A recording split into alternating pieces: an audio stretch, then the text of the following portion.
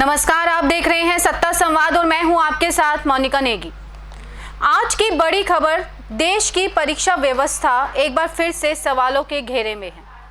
NEET जैसी राष्ट्रीय स्तर की परीक्षाओं में कथित धांधली, पेपर लीक और नतीजों में गड़बड़ियों के आरोपों को लेकर राजधानी दिल्ली में जोरदार विरोध प्रदर्शन देखने को मिला। इसी मुद्दे पर ऑल इंडिया स्टूडेंट्स एसोसिएशन के कार्यकर्ताओं ने नई दिल्ली स्थित शिक्षा मंत्रालय के बाहर प्रदर्शन किया और केंद्रीय शिक्षा मंत्री धर्मेंद्र प्रधान के इस्तीफे की मांग उठाई। आपको बता दें कि इसके बाद कई प्रदर्शनकारियों को हिरासत में ले लिया गया और दूसरी तरफ इस पूरे मामले पर दिल्ली के पूर्व मुख्यमंत्री अरविंद केजरीवाल ने भी मोदी सरकार पर गंभीर आरोप लगाए। उन्होंने कहा कि छात्रों के भविष्य के साथ खिलवाड़ किया जा रहा है और परीक्षा प्रणाली में माफिया को राजनीतिक संरक्षण दिया जा रहा है। केजरीवाल ने दावा किया कि पिछले कई वर्षों में नीट परीक्षा में बार बार गड़बड़ियां सामने आई हैं, लेकिन सरकार उन्हें रोकने में नाकाम रही है। पेपर लीक अरबों खरबों का धंधा है और उसमें बहुत बड़े बड़े लोग शामिल हैं। ये पेपर लीक बंद क्यों नहीं हो रहा? हर 2 साल में 3 साल में पेपर लीक हो रहे हैं, क्यों? मैं बताता हूं आपको। हमारी 4 साल से पंजाब में सरकार है, एक भी पेपर लीक नहीं हुआ, किसी पेपर में कोई गड़बड़ नहीं हुई। 10 साल हमने दिल्ली में सरकार चलाई, एक भी पेपर लीक नहीं हुआ, किसी पेपर में गड़बड़ी नहीं हुई।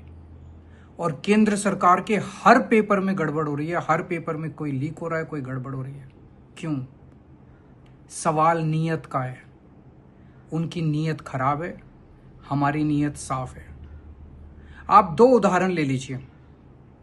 सीबीएसई का पेपर, ओएसएम का ठेका ऐसी कंपनी को दिया गया जिस कंपनी ने तेलंगाना के पेपरों में भारी गड़बड़ की थी।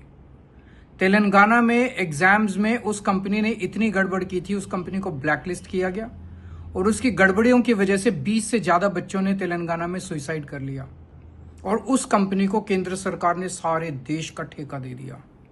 क्यों? नीयत खराब थी केंद्र सरकार की। और हुआ क्या? लाखों बच्चों का भविष्य खराब हो गया। अभी तक उस कंपनी के खिलाफ कोई एक्शन नहीं हुआ, कोई एफआईआर नहीं हुई, कोई गिरफ्तार नहीं हुआ। एक कमेटी बना दी, बस कमेटी अपना काम करती रहेगी। सीबीएसई के चेयरमैन को हटा के उसको एग्रीकल्चरल सेक्रेटरी बना दिया, बस, और किसी के खिलाफ कोई कार्रवाई नहीं हुई। इसका मतलब सारे घोटाले पे पर्दा डाला जा रहा है, घोटालेबाजों को बचाने की कोशिश की जा रही है। क्यों? अगली साल भी इनको पेपर लीक करना है, अगली साल भी इनको ओएसएम में धांधली करनी है। अरबों खरबों का घोटाला है, नीयत खराब है इनकी।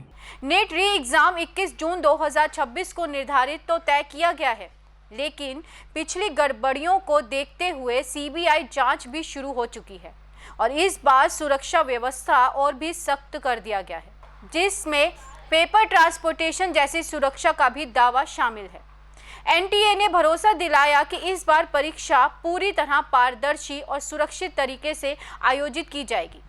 और अब बड़ा सवाल ये है कि क्या 21 जून को होने वाली नीट री एग्जाम इस बार पूरी तरह पारदर्शी और निष्पक्ष होगी या फिर छात्रों का भरोसा एक बार फिर से टूटेगा? फिलहाल सभी की नजरें एनटीए और सरकार की तैयारियों पर टिकी हैं और ऐसी ही अहम खबरों के लिए जुड़े रहिए हमारे साथ और देखते रहिए सत्ता संवाद।